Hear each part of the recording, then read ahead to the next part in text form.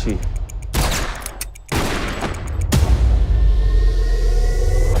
She's a force of nature.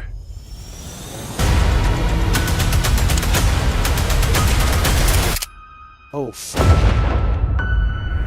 How's it going? How are you? Thank you so much, Milla and Adrian, for joining me here on the show. I really appreciate it.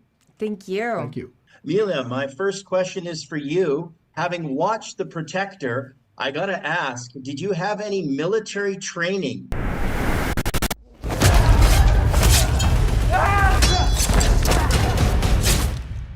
Where's my daughter?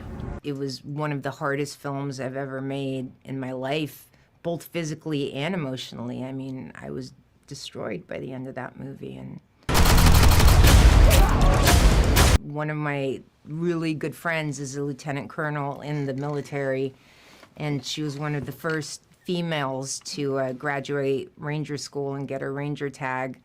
And she's been a military advisor and a good friend for years now. And more than physically, it was building this character with her. It was calling her every night and going like, how would a Nikki Halstead exist in reality?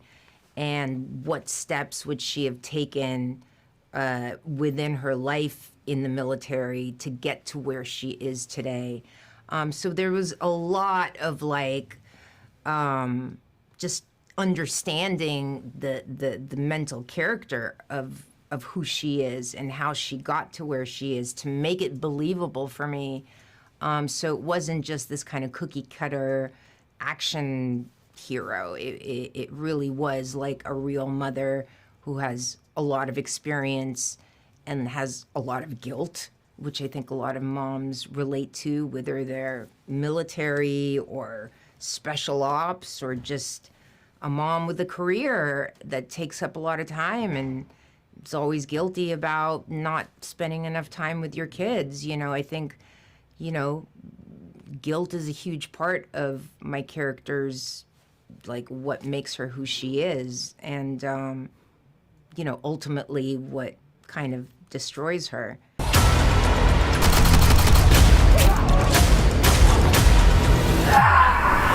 Adrian, there's an angle to the storyline of this film about human trafficking. One of the other films you recently did, Rambo: Last Blood, there was an angle of human trafficking as well. Was that a coincidence, or is this a topic that you're very passionate about?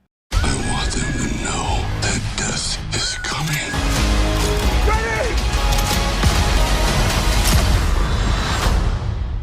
Coincidence in the sense that this script contained that subject matter, which because I'm Mexican and I live in Mexico, it's a subject that I unfortunately know about and I have studied, and I am also a father of daughters, and I understand that feeling. I've put myself in that position as well, and so to channel those kinds of emotions, in this case through Milla, to me it was a lot of the times seeing myself as well, and seeing and trying to say, yes, I would react in the same way, and I think that's a big part of it. Or the chances are that See ya! you'll never see them alive again. Chloe!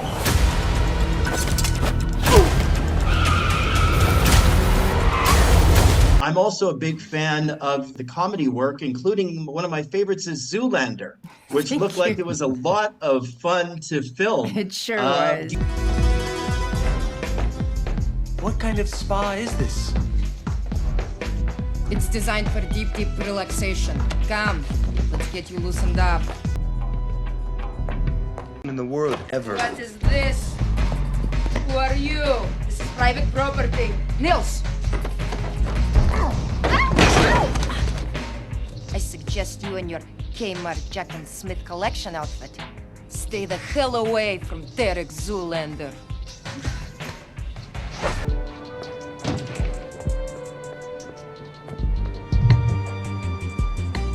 I do not like Snoopy reporter with lack of fashion sense. Not one little bit. Do you have a preference as to what you like doing? I would imagine action takes a lot out of you, as you've mentioned, but comedy can be a lot of fun too. You know, for me, I definitely feel like, you know, action, I guess, in my own life and coming to America when I was a kid and not having a lot of friends, being bullied a lot, I feel like action sort of answered a need that I had to take control and to be a superhero, where in my real life I never was. And, you know, I think that's what kind of really keeps me coming back to action films is that fantasy world where I get to be the superhero I never felt like I was in my real life, you know? Yeah, absolutely. I believe that.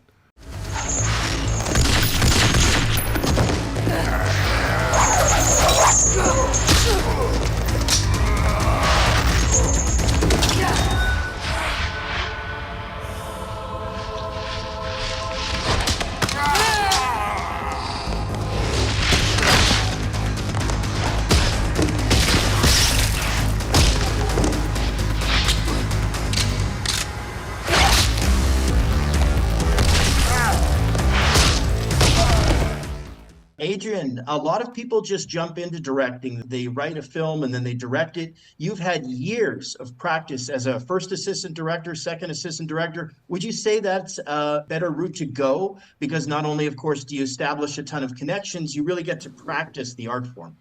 I don't think it's a better route. I think it's a route.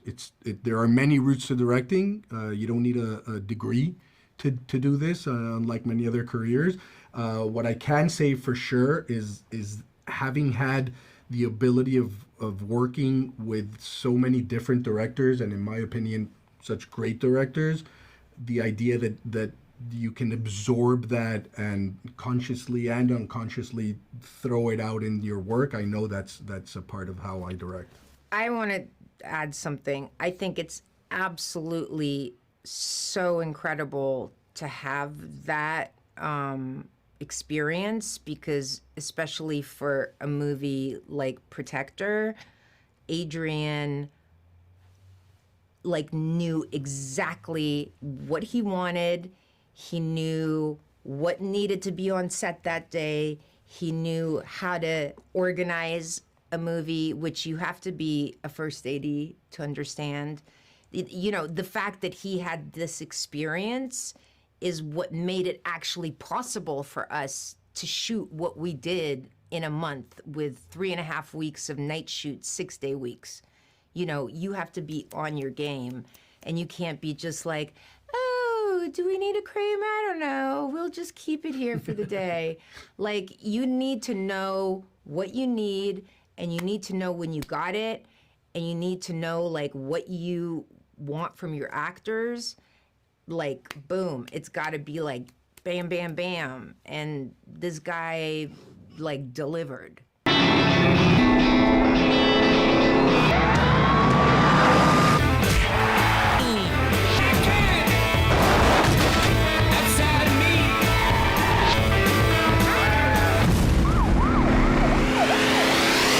Well, hello, boys and girls.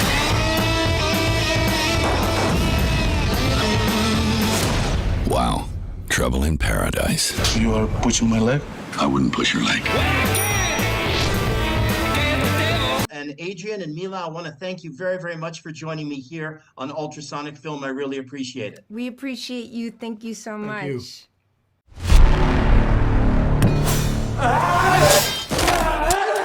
You have no idea what you're dealing with or what she's capable of.